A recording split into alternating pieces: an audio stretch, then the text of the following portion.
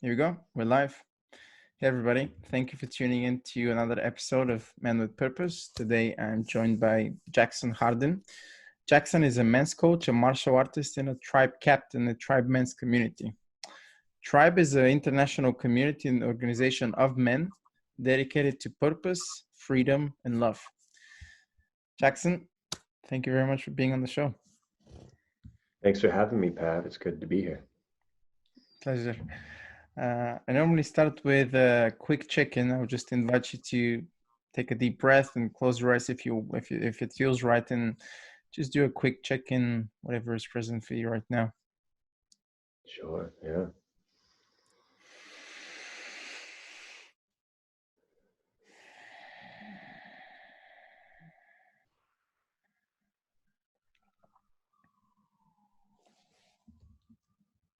Yeah, so what's present for me right now is just a little bit tired. Had a long night, early morning.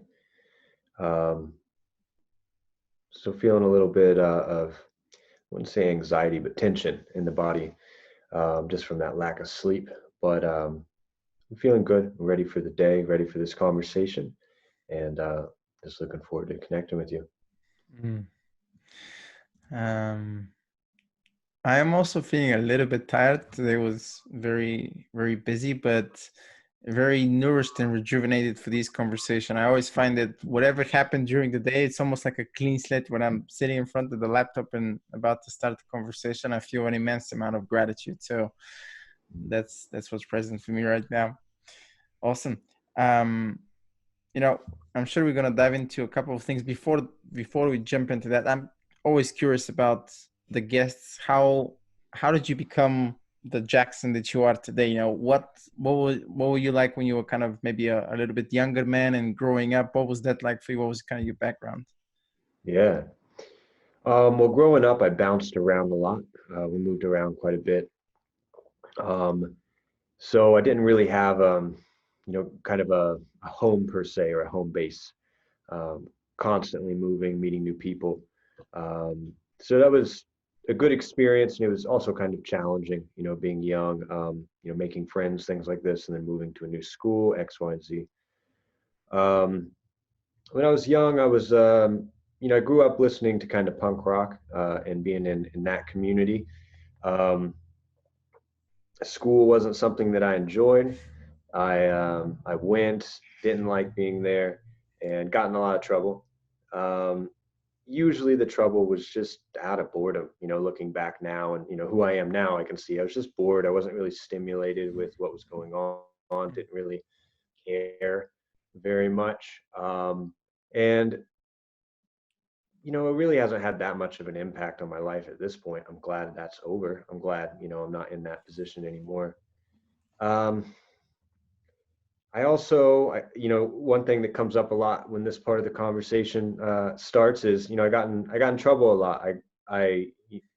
Created mischief and gotten a lot of like fist fights was a thing that I partook in quite a bit.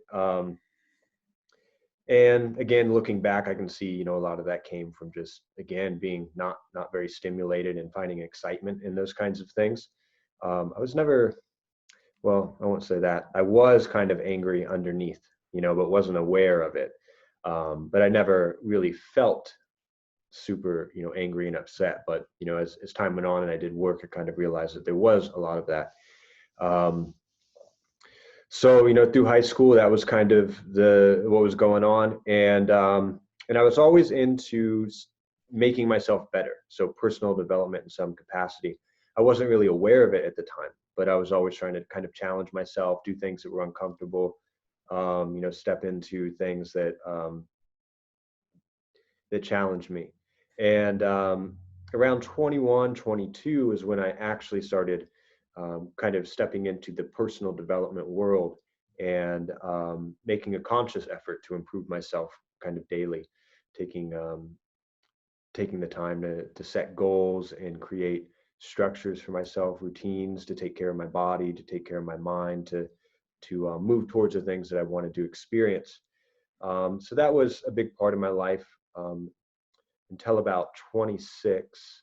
And then at 26, I'd created a lot of the things that I wanted. I was working as a personal trainer. I had a apartment in downtown Seattle. I was living with my girlfriend at the time, and things just didn't. Things were just off. Something just felt off, and it kind of came to a head when I started working with one of my clients who was also a coach, and we did a coaching session together. And I'd been meditating and practicing mindfulness, but I was doing it, I think where a lot of younger people and entrepreneurs do it from to be more effective in the workplace, that kind of a Yeah. thing. Mm. But what was interesting is, I see meditation in that regard as kind of like a Trojan horse. Like we do it to kind of up level ourselves in this game that we play. And in doing so, some layers started getting peeled back. So when I had this coaching session, I really ended up connecting with a part of myself that I hadn't really connected with before. Wow. And that led me to make some pretty drastic changes. I ended up selling just about everything I owned, and ending that relationship, closing down my business, and just traveling for a little bit. I ended up, I really thought I was just going to go live in the woods for a bit. I thought that was going to be the move. So I bought a motorcycle and I just left. Nice. Yeah, and in that journey, not too long after, ended up stumbling into men's work and meeting some pretty powerful mentors that were friends then and colleagues now, and we work together actually. Justin, another member of the tribe community, one of the founders, um, he was one of the guys that I met, and um, and from there I started really changing the way that I approach things. So things weren't as tactical as they were in the past. So Mm. before I might strategize about what I wanted to create and then create a plan to make it happen, which is useful and a useful tool to have, but Mm-hmm. there was an element of like honoring myself and in what I really needed kind of underneath those superficial desires. So sitting in meditation for longer times, kind of getting underneath the surface. So I started following more of that, and that led me to Los Angeles, where I lived for about 4 years. And I was there. I was doing work with Justin, and then assisting Justin at his workshops and events, and then moving into Tribe. Tribe was created um, when I was down there, and started really facilitating a lot of men's groups. So taking all that personal development work that I had used and then weaving it into um, the men's work community. So taking those lessons of operating from a little bit more depth and those lessons of strategy and being strategic, and then kind of unifying those two, um, help guys get clear on who they are at a deeper Mm. level, and then create structures, routines, goals, accountability systems to help them continue to move towards that. Mm-hmm. And then here I am today. Recently moved up to Washington State. Is where I'm from. So left LA, moved up here, and just been getting settled over the last few months. A Mm-hmm. little slower pace, so it's a little more relaxing and a little more on par with where I'm at. Mm-hmm. I got you. Before people don't know this, before we were actually having the conversation, you're kind of saying to me, Pav, sometimes I take a little bit time to respond. And now telling me a little bit more about your story. And, it sounds to me, correct me if I'm wrong, that meditation played such a huge role. I think that's kind of the grounded energy, the kind of calm, collected, let me kind of think this through type of energy that I'm getting from you. Seems like that really played a huge part in your kind of development and getting to the next level. Yeah, the meditation and mindfulness really kind of took over my life. It was pretty wild. Like I'm not, the world's best meditator. I don't sit down for, hours at a time or anything like Mm, that. But, throughout the day, a lot of the things that I do are to keep me grounded and centered. yeah. So, I'll wake up and do a morning practice, but then, midway through the day, I'll have like a shower routine that I'll do that kind of helps me get back in my body again after Mm, being on the computer, and taking calls, things like this. mm, And, my workout regimens. a lot of the things that I do are geared more towards being present than they are any particular outcome. I'll put Hmm. outcomes for them, which is helpful, but one of the main priorities for me these days is to be here, and not get caught up in, those Hmm. goals and aspirations to the point where I'm not available. Yeah. Wow, that's such a fascinating thing. I had a men's call earlier today. Excuse me, and it was kind of a theme. You know, most of the guys there, and again, I've been there and still am to some extent. You know, that's a very difficult spot for them to be, to really be in the present now, be present, be grounded. Is that something that you've naturally developed and you're kind of, you know, aspiring to get to a level like that, or does it just come naturally, you're listening to your body, whatever it needs, and, you know, kind of putting all the white noise aside a little bit and just like, you know what, that's the most important thing for me. Yeah. Well, it's a practice for sure. It took time to kind of develop Mm, the ability to be here. I think myself, just like anyone, um, can get caught up in my head and be, just caught in thought patterns, things like this. And I think being present is difficult for a lot of people because when we sit down, things come up, and that's why we're not. That's why we're on the phone. That's why we're, distracting ourselves, is because there's uncomfortable things that can come up a lot of times when we just sit still. It's hard. It's hard. A friend of mine, he talks about, meditation being one of the more challenging endeavors anyone can do, to sit still, and sit still for 5 minutes, sit still for 10, sit still for 20, sit still for an hour, for 4 hours, for a few days. you know it's hard, to do. So I'd say, part of it is kind of the grounded aspect. I feel I've always had a little bit of that, but then it's also a practice. It's mm, anything. You develop your ability to be stronger or faster. mm, You can develop your ability to be present and to be slower and to mm. be here. I think it's such a undervalued superpower, especially nowadays where everybody kind of has the attention of you know, a goldfish, right? Everybody's on. Again, I think we're a little bit falling praise to our, you know, advancements and our success. You know, technology being playing a huge part of that. I can't remember with who we were speaking about this book called Deep Work, where it's like you sit down, everything else is on mute or switched off, and you're just kind of doing the work for like 3-4 hours, and that's becoming, that window is becoming shorter and shorter because people are just so engaged with other activities, right? Um, I can't remember who said this. Like, a man's problems occur because of his inability to sit quiet in a room for 20 minutes or something like that. Mhm. It's yeah, it's quite a skill.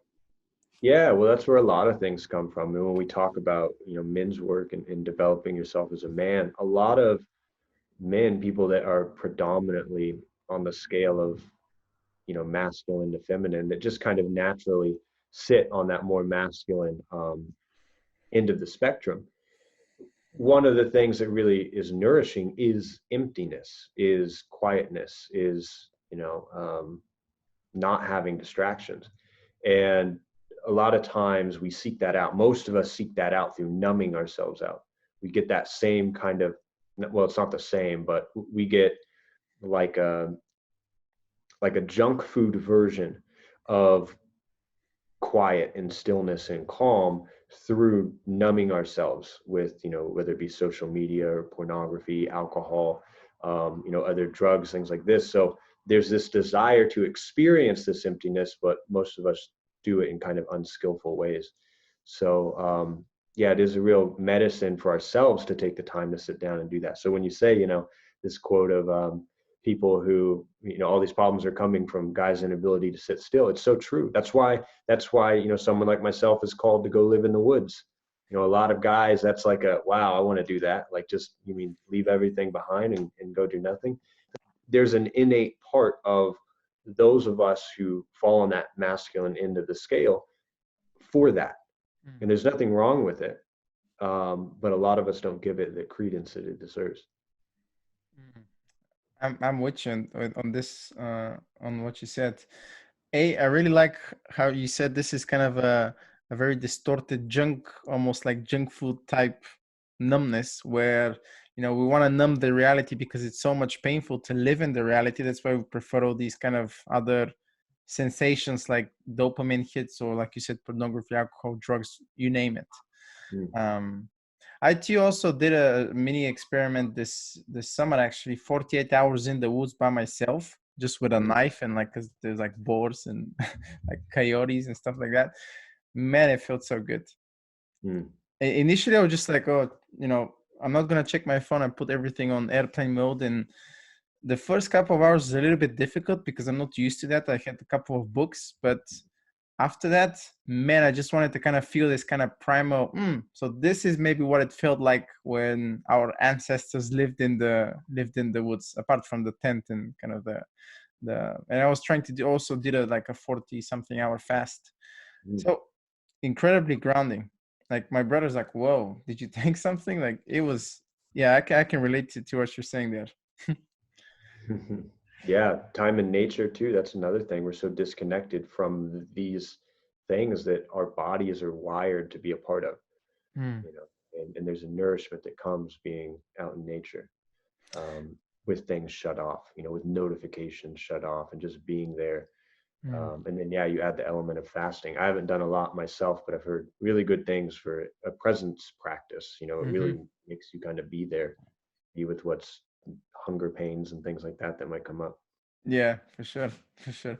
I think especially right now, everybody's kind of craving a little bit more nature, given the current situation that the world is at the moment. So I think, I was thinking about this whole COVID thing happening, and it was as difficult as it was, and it still is for a lot of people. I think for me, it was kind of a blessing in disguise, not because it was easy. It was very difficult, but at the same time, it kind of makes you think about the things that maybe you took a little bit for granted. Was that kind Mm. of your experience? Yeah, I've been a pretty antisocial person for a very long time. Again, when it comes to, I like my emptiness, I like my quietness, I like my stillness. And it was funny because I was realizing that there was definitely something missing in the realm of connection and being around people more. So it was kind of an edge that I had to push to be Mm, um, you know out in the world a little bit more. And then COVID kind of happened, and those opportunities kind of got shut down a little bit. So yeah, the whole thing, from March of last year to now has been a roller coaster. It's been, mm, high and low. At first, it was great, like my practices and everything were just spot on. Everything was waking up early, doing the things that need to be done. That lasted for a while, and then it became rocky. I moved, I was in transition, and things got really difficult. I got more out of whack than I've been in years. And then it kind of, over the last couple months has been resolving itself and back into kind of the flow. So it's been definitely a mixture of, mm, highs and lows. And um, but that need for connection that a lot of people are missing out on. Another thing that we're built for that, the same way we're built to be in nature, the same way we're built for, having the sunlight on us and touching the ground. Um, we're also built for connection, and mm, that's something that I think is going to it's taking a toll. It's taking a real toll on people right now, and we may not see it. We are seeing it now, but I think we're going to see it a lot more in the coming years as people recover from this trauma that's been mhm, created mhm, at the idea of being around other people. mm, mm, And I think it's quite a devastating thing that's taking place right now. mhm. I think we're gonna continue seeing the consequences of this, because people, yes, they're going through this trauma. They may not process it as trauma right now, but I think the consequences of that are going to be yet to be revealed, or revealed fully, so to speak. So Yeah, that's another part. When I was in London, before I came back to Bulgaria, where I'm originally from, uh, London was like a different city, man. It was just like post-apocalyptic. I mean, you live in America. I think you've probably seen something like that.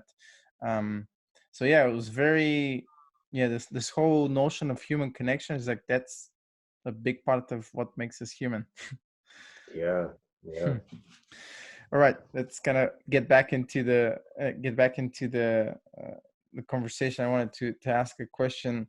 Um, you said you were kind of on your motorbike, you're kind of cruising along, and then you kind of find a powerful mentor and get into men's work. At Mhm. first, did you know what men's work was it called men's work? Because I think this kind of started to emerge as men's work for the last maybe, I don't know, 4 or 5 years. But were you aware of what the field is, what the work is about, or did it just come kind of naturally to you? Yeah, it was a pretty wild experience. I had begun working with somebody that was helping me um, kind of get in tune with my own intuition. So again, what that kind of looks like is getting still, being quiet, and listening to kind of those voices and those things that come up in the back of our minds that we know we should be listening to, but maybe later, kind of a thing. So I was really starting to pay more attention to that. And so when I was on the bike and I was traveling, I was planning on going, I live in Washington, or I left Washington. I was planning on going to Kansas, which is the center of the United States. It's where I spent the other half of my youth. We kind of bounced back and forth, and that's where my Mm. mom and my family was out there. And the time of the year, I figured I want to get there because it's going to be cold, and I want somewhere to stay because it'd be winter. Um, so I had that destination in mind, but while I was traveling, there's something about, being, I think, particularly on a motorcycle, because you don't have a lot of distractions that you might even have in your car, or even long drives. It's another, it can be a meditation of sorts, right? Where Mm. you're, you don't have the television, you don't have, the cell phone, you don't have all these things to distract you, and you can kind of drop in a little bit more. So as I was driving and going from place to place, I was really trying to be aware of, what felt like the right move, what didn't feel like the right move. And it was pretty wild. I ended up outside of Boulder, Colorado. I was staying in the mountains up there, and right before I went up there, I had been walking around in the area and saw some flyers for an event. And it was an author that I recognized the name, but I didn't know who it was. So I looked at it, and I did a Google search, and it was actually David Data was doing a workshop, right? Of all people. Yeah, and I was like, oh, that's kind of cool. Who knows? So I went up to the woods, did my thing, and while I was up there, I had a clutch cable on my motorcycle went out, and I had to go back down in the Boulder in order to order one and get it put on. So I went down and put the order in at AutoZone or whatever, and it was going to take the weekend to get there. And I ended up seeing another one of the flyers and looking at it, and it was that weekend that the event was taking place. So I kind of did my practice that I was doing of like feeling into, like, is move, should I go, should I not? I didn't get a strong yes or no, but I figured that he was touching on a lot of the things that I was being challenged around. So I ended up going to the event, and a lot of things opened up to me there about, again, I was speaking a little bit on this spectrum of masculine and feminine, and in how we operate. There's certain operating systems that a lot of us aren't aware of. But for the most part, I mean, and your listeners, and you can, tell me if this is right. But for the most part, like, as I was stating, men enjoy isolation and quiet. Men enjoy that time away, like the distractions, the loudness. There's a lot of input coming in at once. It's hard to handle. But what I learned at that workshop is that was one of many things that is a common across the board. Again, like that's a thing for most guys. Is because we have this thing that leads more towards emptiness. That's just a common thing. So And then on the other end of the spectrum, most women, or a lot of women, have this feminine capacity that they lean towards more. So that's why, our girlfriends have more shoes than we don't understand why they have so many shoes, right? So like these kind of underlying things, for why we operate and behave and do the things that we do, were kind Mm. of revealed to me. And it was pretty, it was like a shift, a paradigm shift for relating to myself, for relating to other people, for realizing that, oh, these are just kind of common things and there's nothing wrong with them. And once we're aware of them, we can kind of uh, use that knowledge to act in a little bit more skillful way towards ourselves, towards others. So we can plan those 2 days to go out into the woods, because we know we need that, because it nourishes us. So we Mm. can plan that time in the morning to have the quiet and peace before the house gets up and going. So a lot of things like this were kind of came to my attention.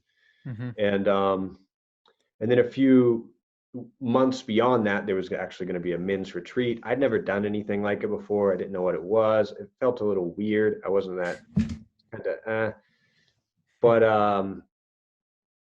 the day before the event was supposed to start, I got an email, or I looked it up and I was like, oh man, it's going to start. Okay, I'll get it. And then it was full. And then but I got an email from one of the facilitators saying, hey, we had some people drop out. Do you want to come? I said, yeah, I'll come. I'll be there.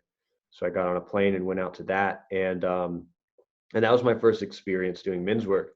And it was very powerful weekend. I learned a lot about myself, and just being in the same space as some of the guys there was just nourishing for me. Like like I literally just went and sat in a room where actually Justin was, not to talk to him, not to do anything, but just to be around him. And it was interesting. There was another gentleman that was in the room doing the opposite, and he was talking and doing all this. I was like, man, I wish this guy would stop talking. There's And he always actually, one. There's always one like yeah, this. right. But it was funny. Fast forward a few months, and him and myself, the guy that was talking a lot, his name's Michael Bates, is a really good friend of mine now. We ended up being, the assistants at Justin's events and now Tribe. He's a big part of Tribe too. So it was pretty funny to, I had to tell him that. I was like, man, when I met you, I was like, This guy just couldn't stop talking. I got you. Man, it's really fascinating how you make decisions. Like you're like looking at a flyer, checking in, is this feel good? Like is this something again you've developed? When did this kind of happen? Because it sounds to me, correct me if I'm wrong, maybe there was a pivotal point where you kind of dropped everything, you started driving, and you really kind of focused on, okay, what's actually present for me right now, what feels right, what doesn't feel right. And that's quite a skill to have, man. yeah, but it's a skill to have, but it's a skill that you can develop as well, that Mm, we can all develop, that we don't develop, that we're not. Most of us aren't sensitive to those things, again, because we have so much stimulus. But it's when we slow down that we can become sensitive to those personal yeses and nos. mm, I mm, mean, a practice that anyone can do is, if you just close your eyes and tell yourself your age, there's like a certain feeling when you tell yourself your age. And then if you were to close your eyes and then tell yourself an age that's not true, there's a certain feeling to that. And it's very slight and it's very subtle. But then if you tell yourself your real age and then the wrong age again, you can start to get in tune with this yes and this no, this truth and this not truth. And this was a practice that one of the coaches I was working with had given me, and then just kind of developing that. So it's a very subtle thing, and again, most of us aren't sensitive enough to feel it, but if we close our eyes and take a moment, we can. But then you can start to feel that throughout the day. You can mm, start to feel like what the yeses are, what the nos are throughout the day, what you actually need throughout the day. Like you can feel, okay, I've got X, Y, and Z on my to-do list today. and I feel a little off, would a meditation be good? Would a shower be good? Would, a workout be good? And you just kind of feel what's yes and no. So it was just starting with small things. And it was hard for me at first to listen to this because my analytical mind, a lot of the things that were yeses, my analytical mind was saying, yeah, don't do that. So it took a little bit of time to develop that trust in that kind of mechanism, but it became, the way I've talked about it in the past is it became just like a new navigation system, like to listen instead of just thinking things through, to listen to kind of and to feel what feels correct, what feels right, and to take that into consideration with the analytical portion. Um, so you might feel this feels good, but my mind is saying don't do that because of X, Y, and Z. But then you can feel into it a little bit more and say, okay, well, X, Y, and Z is a thing. What about that? How can I mitigate that? So for me, it was something that I practiced and learned to develop, but it's something anyone can learn to develop. And again, it just started with the little things, and then I developed trust in it, and then I started doing bigger things like, okay, California feels like the move. I don't know how I'm going to make it work, but I'm going to do it. So I'd go to Mm. I went to California. Okay, now it feels like I need to move to this more expensive part of town that I don't know how I'm going to be able to afford that. But one thing that really kind of put it over the edge for me too, though, was I realized, or I noticed when I didn't listen to the things that were my yeses, um, that there was like shit didn't work out. And there ended up Mm. being like a lot of pain, created for myself and other people if I didn't listen. So that ended up being a pretty strong motivator where I'm like, I know what I'm going to get if I don't listen, even though this doesn't seem to Mm. make a lot of sense. I don't know all the steps to get there.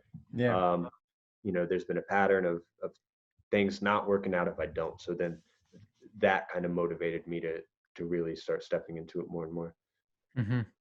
Wow, dude, you're making me question, and that's a good thing, my decisions and choices that I've made. And what's really striking me at this a little bit of paradox, and again, I'm generalizing here, um, but as masculine, we kind of follow direction, we follow logic, we follow analysis, etc. What is your holding that energy and at the same time tapping into what people might refer to, and again I'm generalizing, as more of a feminine spectrum, where you really, how does this feel like? That's what I'm kind of hearing, and that's a very interesting. I mean, some of the guys that are listening to this, yes, they've seen other podcasts, but that will be quite a new uh, notion, experience for them to kind of, oh, how do I feel about that thing?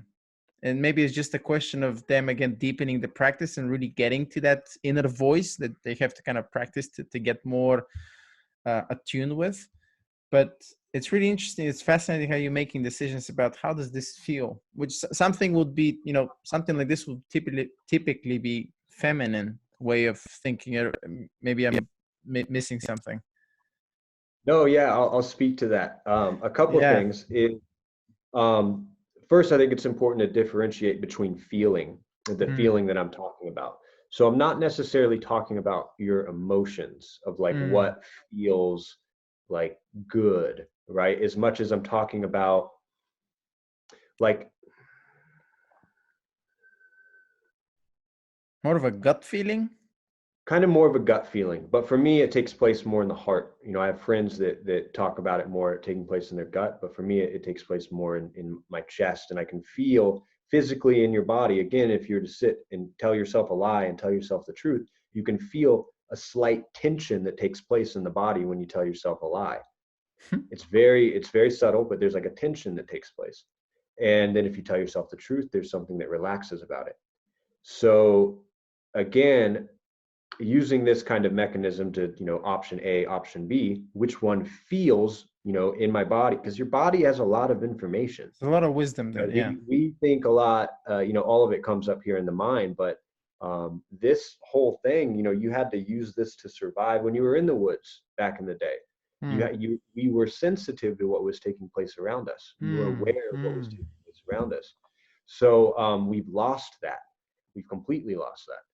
Our culture has lost it, and you speak to a good point. We don't think of it as useful because we live so much in the head in our culture. We live so much in this analytical, quote unquote, masculine area of doing things. So we don't value it very much.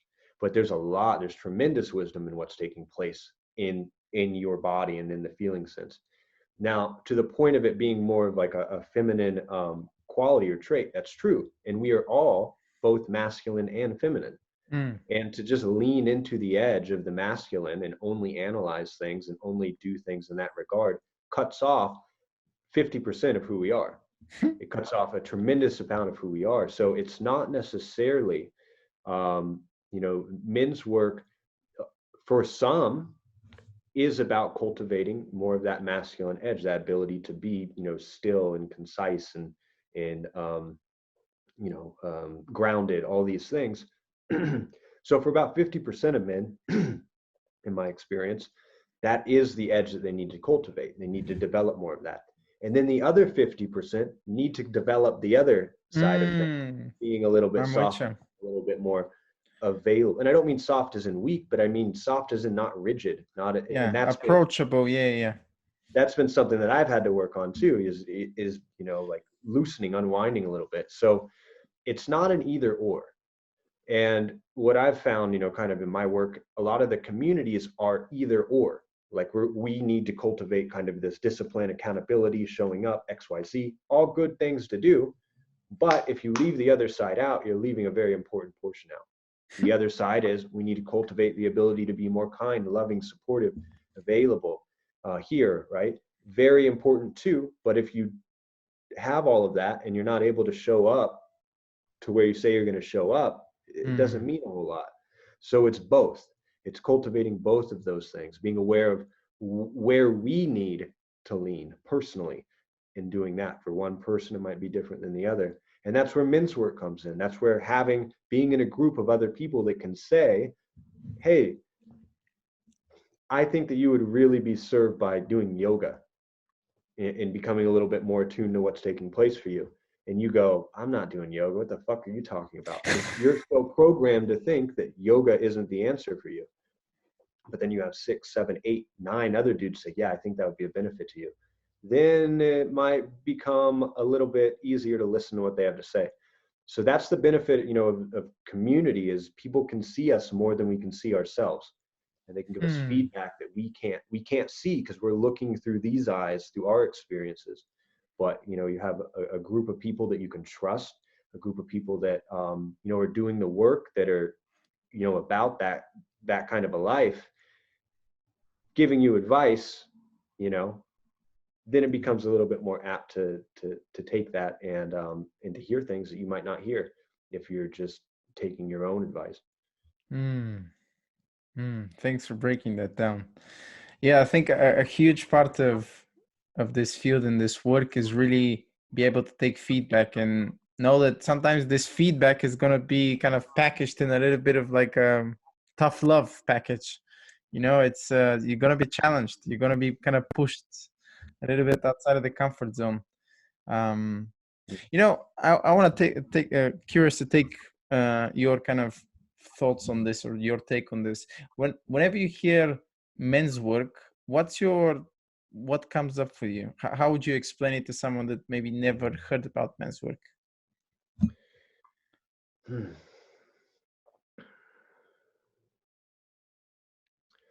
That's kind of I don't know. It's an interesting question. Men's work, because for me, I have like this idea of what that means.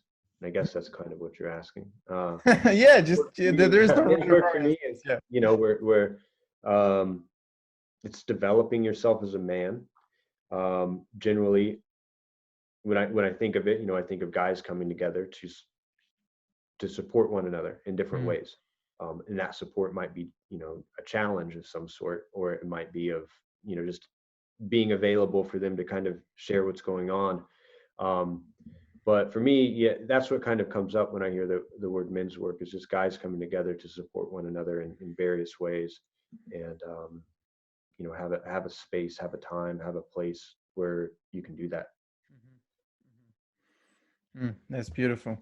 Um, I think about this work, this field, because it's so vast. I mean, there's a lot of modalities, there's a lot of practices that you can incorporate under this umbrella of men's work. And some people don't even call it men's work, yet they're still there. They're doing the work with other men. Um, what do you think men are missing today? That's a maybe a bit of a big question, but from your experience, what are some of the common things that you see guys like, wow, he's not really even aware of what's happening? A lot. There's a lot that's missing. I mean, we're all missing something, Sure. But I'd say, one of the things that really comes up is just presence, just the ability to be present with yourself and with other people. Like just to be here is such a gift to people. Like we all know people that have that and what it's like to be around them.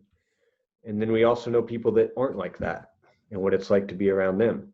Mm. And that impact is significant. So it really starts with that, though. There's a lot of things we could talk about specifically, but just the ability to be here is kind of a very root thing that's missing for most. Um, but I think one thing that's really missing for men is, well, again, present men. People that are available. Growing up, there's not a lot of that for a lot of people. Um, so there's not, we can, jump into like the role model aspect. Mm. There's not a lot of people that are, men and women. There's not a lot that are kind of integrated and like the word whole gets thrown around, but just people that have done kind of the work on themselves. Yeah, the inner work. Yeah. Yeah. So that's a big thing, I think, growing up. If you don't have someone like that in your life, Mm. you don't really have an example. We do a lot of what we see when we're younger, whether we're aware of it or not. And, we might attach ourselves to certain people or certain ways of being, certain ideas. Um, and if that's the only idea that's available, and it's not a good one, it's not like a great way of being. Yeah. Guys that are, I mean, that was me. Growing up, I didn't have a consistent kind of figure around, but I was always seeking that. Yeah, me um too. yeah, yeah. And I ended up falling into, some groups and hanging around people that I was looking up to that weren't exactly the best example. But over time was able to find other people that were a better example. And I just think if there was more of those examples out there, that process could be mitigated for a lot of people. And in order for there to be more of those examples, we can't tell everyone else they need to do it. We've got to do it ourselves. Mm. Mm. Take care of our piece of it, and be an example, for other people, um, and help other people that are on that path develop themselves so they can do the same.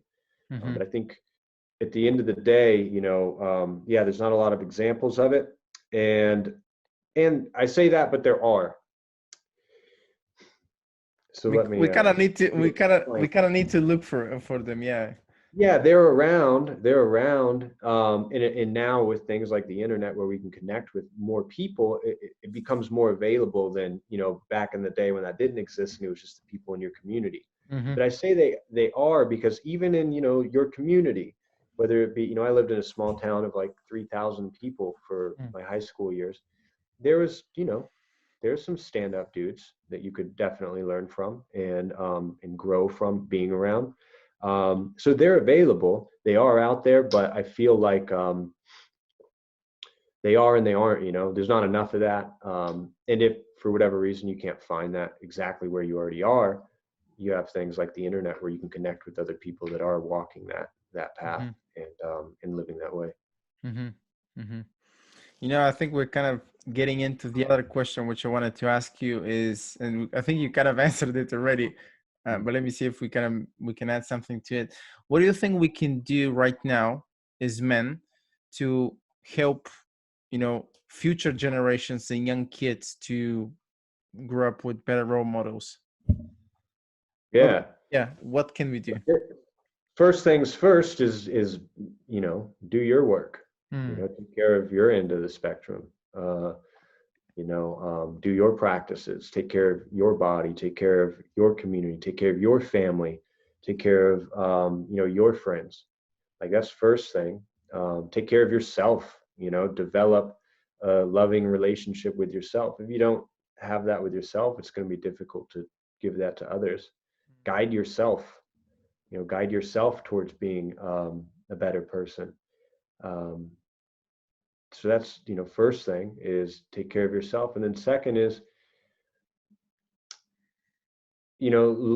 look for someone that's leaning in that direction as well, that's doing the work, and give them support where you can.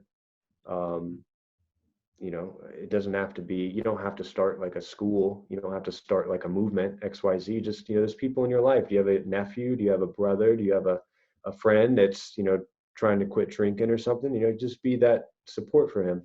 mm, So that's how you can just easily, you don't have to do anything different, just be that for yourself, and then be that for those that are close to you.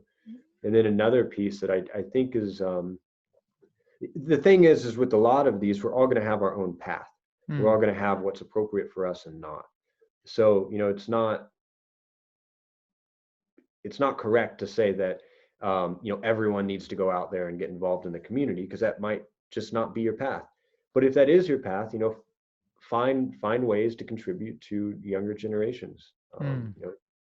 If you have a skill, you know, baseball, something like this, go teach baseball at the school. Yeah. There's a lot of options for connecting with kids as they're growing up, and being able to be that for them. Mm-hmm. That a lot of people can do, and it takes what, an hour a week. Sign up at the Boys and Girls Club, or Mm, just get involved in some way in your community as well. mm-hmm.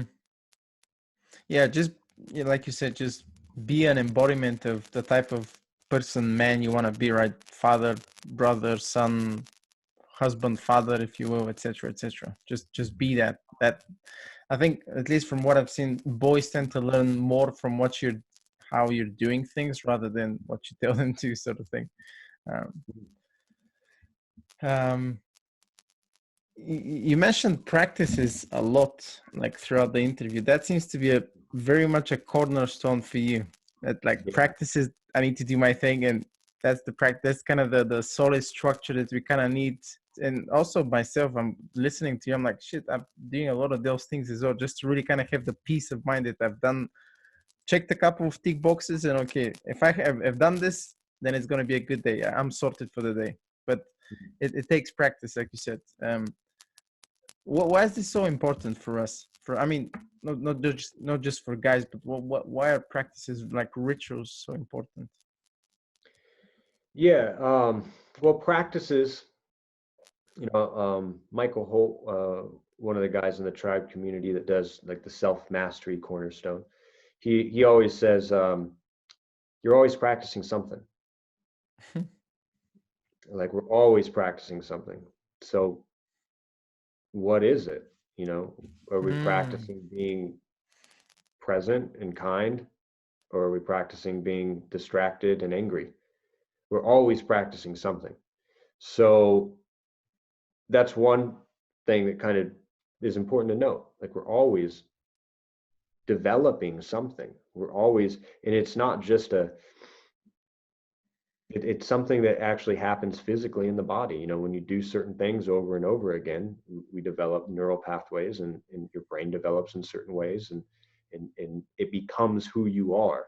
So we're always practicing something. I think for the average person, we practice waking up late. We practice rushing. We practice, being in states of anxiety and stress. We practice, unhealthy habits of taking care of in the way we relate to our bodies. We practice staying up late, being drained. So we're always practicing, and most of us just aren't very conscious of the things that we're practicing. Now, when we become a little bit more aware of that, we can say, okay, well, who do I want to be? What kind of person do I want to Mm, become?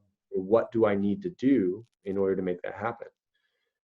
What do I want to achieve? What do I want to leave, behind in this world? Or what kind of impact do I want to have? And who must I become? What must I do to make that happen? And, it can be, so practices can be anything, it can be meditation, it can be movement, it could also be studying, it could be, taking a hot shower to relax, or a cold shower. It could be smiling at a person that walks down the street. So for me, a lot of times when I talk about it, I'm talking about like my daily practices that I've laid out that are important for me to grow into that, and again, movement, stretching, or meditation, breath work practices can be helpful, cold showers, um, I drink tea and things like that to kind of relax the body a little bit. Um, Practices with my partner, like sitting down and spending time with one another. So they can be really anything. We're always doing something. Um, and when we become aware, or start to get a little inkling of who we want to be and the kind of life we want to live, we can create um, conscious practices. We can mhm, consciously decide, I'm going to meditate because this is going to move me towards who I want to be. So that mhm. same person that wakes up stressed and rushing, and does all this with their day, in 10 years, 20 years, 30 years, they're going to be someone. They're going to arrive somewhere, Mm, right? And what I really love about, like a morning routine or evening routine, these are things that we do every day.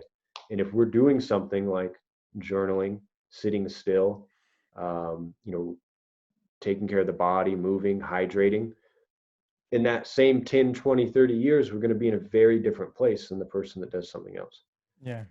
So that's why, like, I'm a big fan of, like, the morning routines and things like this. But um, yeah, we're always practicing. And what Yeah, are you it's practicing?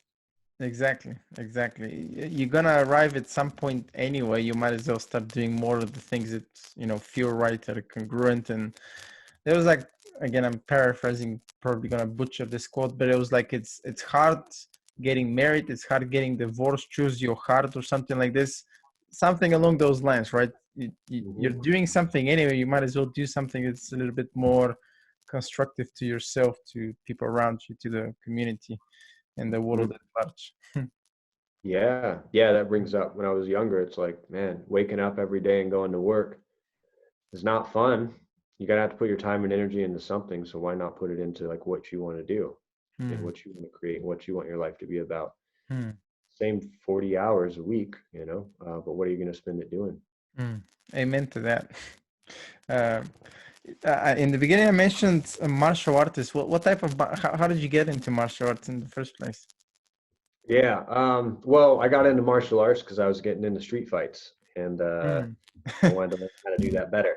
Um, so, I think this happens a lot for guys that do get into, martial arts, things like this, is we do it from a place of, I'm going to learn to fuck people up. And over time, it became something else for me. You start to develop a skill set, and you start to understand like how the body works, and how, certain things can impact other people. And then it starts to be less interesting. Going out and getting in street fights isn't as fun. Like if if it's just like becomes a little easier, right? And that aspect of challenging yourself isn't there anymore. So that was, I said I like to challenge myself when I was younger. Well, some of the ways I used to do that was, to lean into uh, fighting people bigger than me, or things like this. Mhm. But then that challenge went away when you start to develop a skill. And so for me, I first started with a little bit of boxing, and then I met a friend who's one of my best friends now, and he was one of my greatest mentors as well. And he did a lot of jujitsu and things like this on the ground, so I didn't have any of that. So I started training with him, and then we kind of transitioned, from the ground to the feet. So we started doing more mixed martial arts, And and then I really got drawn to Muay Thai for a little bit, just doing stand-up things. I had some injuries and whatnot that made the Mm, ground difficult, so I just ended up standing on the feet.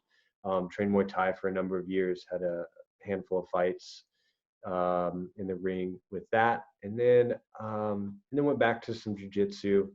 Um, competed a few times with that, but it's been I just kind of go with what feels good, For me too, it's an outlet. I have a lot of energy, and if I'm not doing something mm, um, physical like that, then mm, I just have all this pent up energy.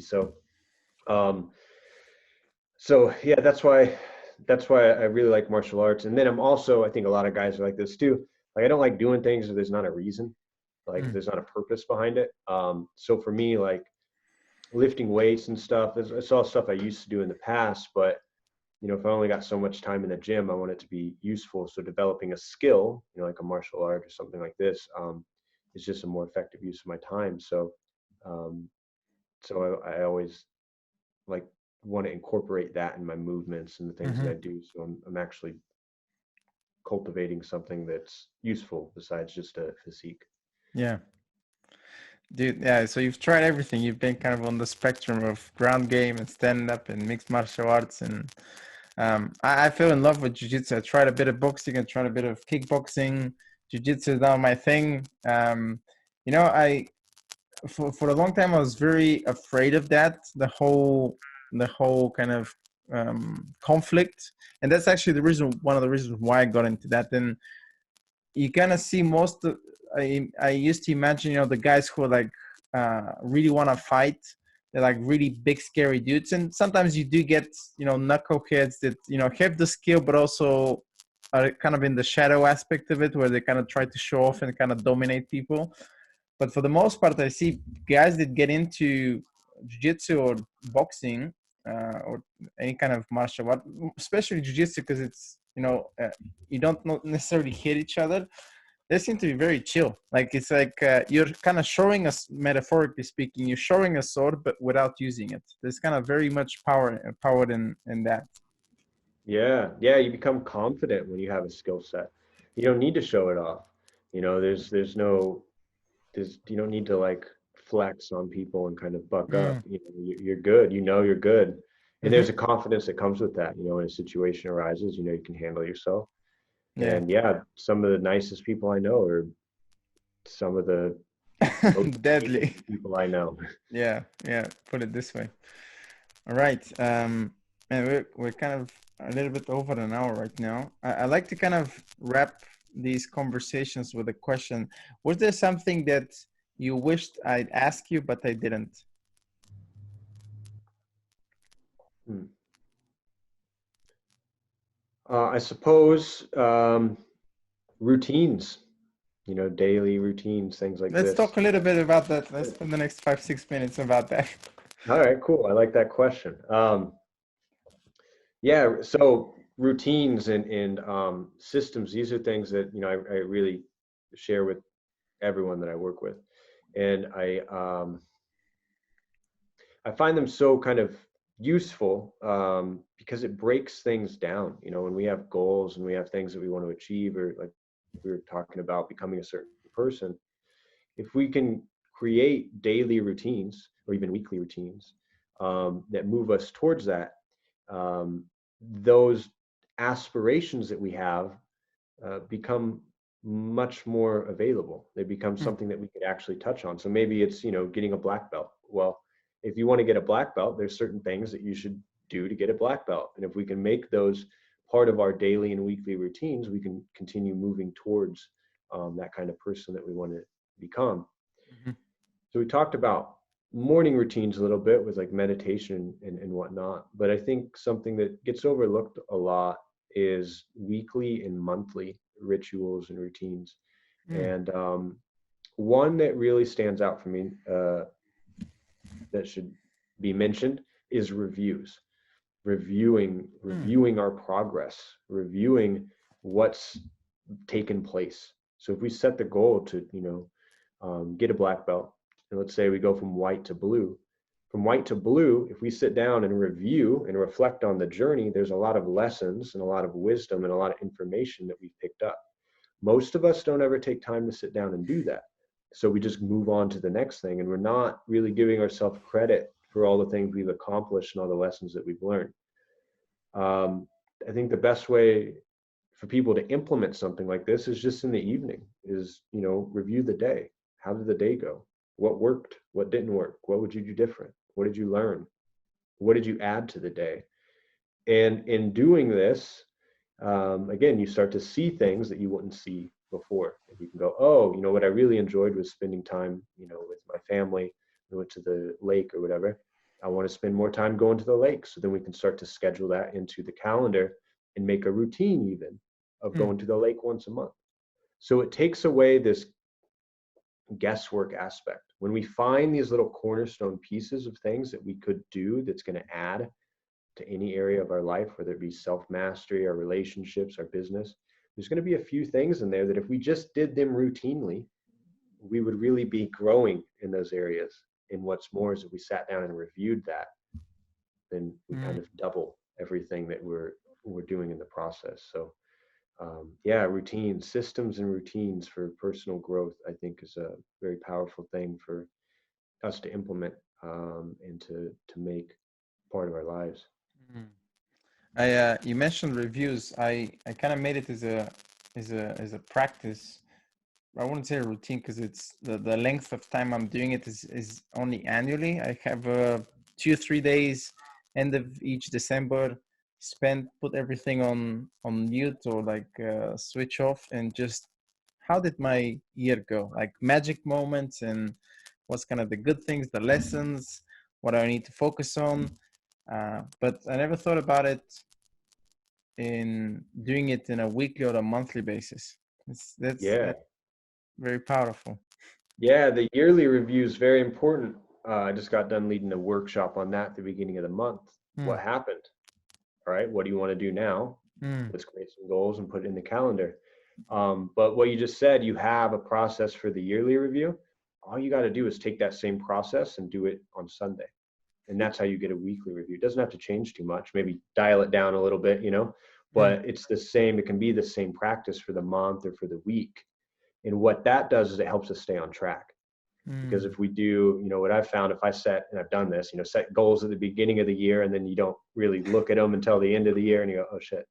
Um, well, if we have that weekly review, we can constantly be keeping ourselves kind of on the path, and things change as well. We might have a goal to, travel or do X, Y, and Z, and then COVID hits. Okay, mm, so that is the goal. I'm going to have to adjust it a little bit. And if we have those rituals for review, then we can kind of make those adjustments as they come. So we're mm, continually mm, making progress, not continuing to do the thing that just isn't possible at the moment. mhm, mhm. I'm so glad that you brought this and kind of rituals and reviews because you know through doing it for the last I don't know 3 years or so consistently and really making it a practice, a ritual. I value the year so much more. It's like a mini diary of what happened, before. And, hopefully when I'm old and gray, 80, 90 plus years old, I can come back and just revisit all these moments. Whereas everybody is so in a rush today that they just kind of, it's like having a great meal, but not taking the time to enjoy it. It's just like taking it really quick and, okay, that's it, on to the next one. It's like, you're kind of losing the zest for life. I know it sounds a little bit corny, but that's how I'm feeling it. Like I really want to kind of chew on this moment and wow, that was amazing. That was great. Like let me write it down. Uh, Yeah. hmm, Yeah. Well, there's nowhere to go, hmm. really. It's nowhere to go. And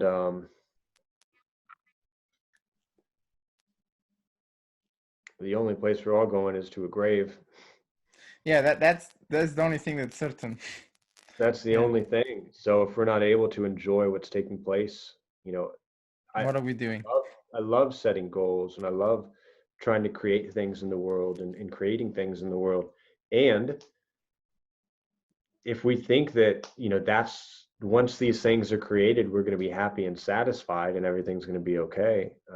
we're going to experience a lot of misery. So if we Mm, have practices like what you're, talking about with your year review to really sink into experience what we're already doing and enjoy mm, it and relish in it, then we can have a life that's enjoyable. But if we think that the enjoyment's going to come at the end of the goal, it's not true.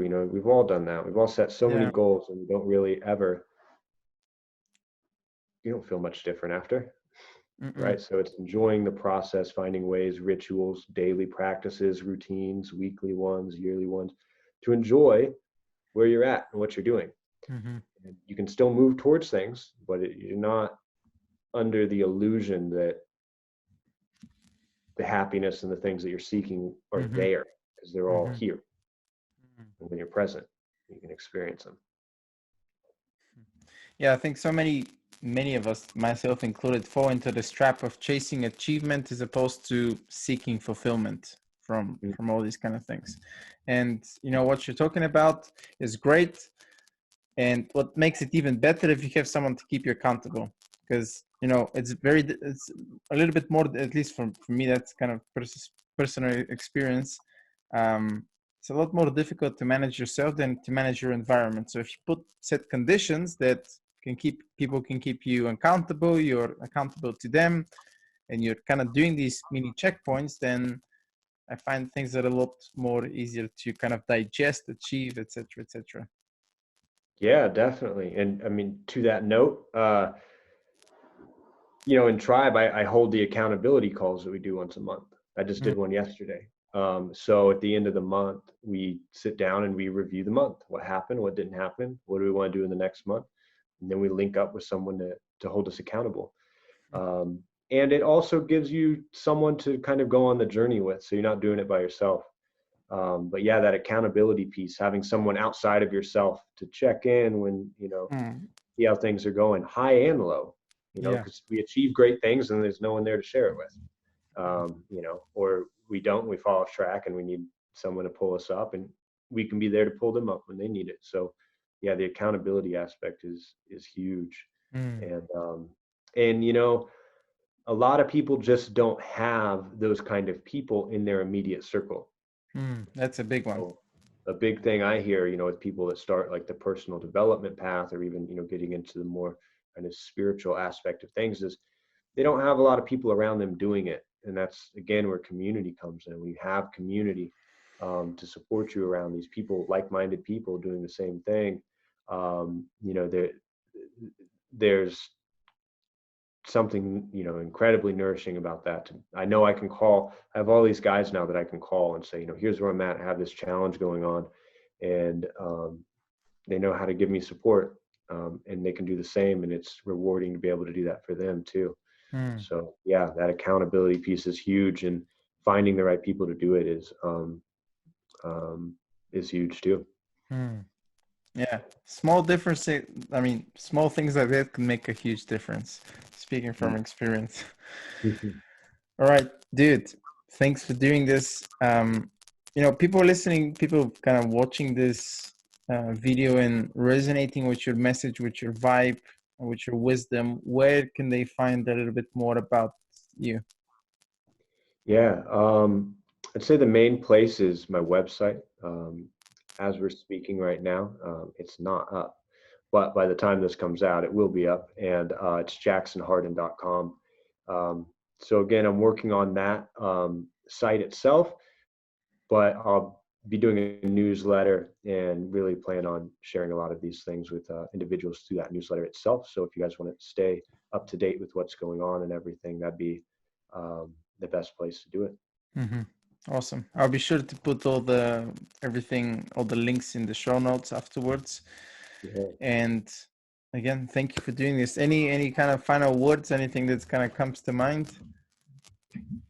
I just say thank you for having me on. I appreciate you, creating this space for us to have a conversation and for other people to come on and have these conversations and, um, you know, share what they're doing in the world and help other people that are kind of on that same path. So just gratitude for you. Pleasure is all mine. It's always, yeah. I'm incredibly fortunate to be able to do this. So again, thank you as well. Yeah, All right, absolutely.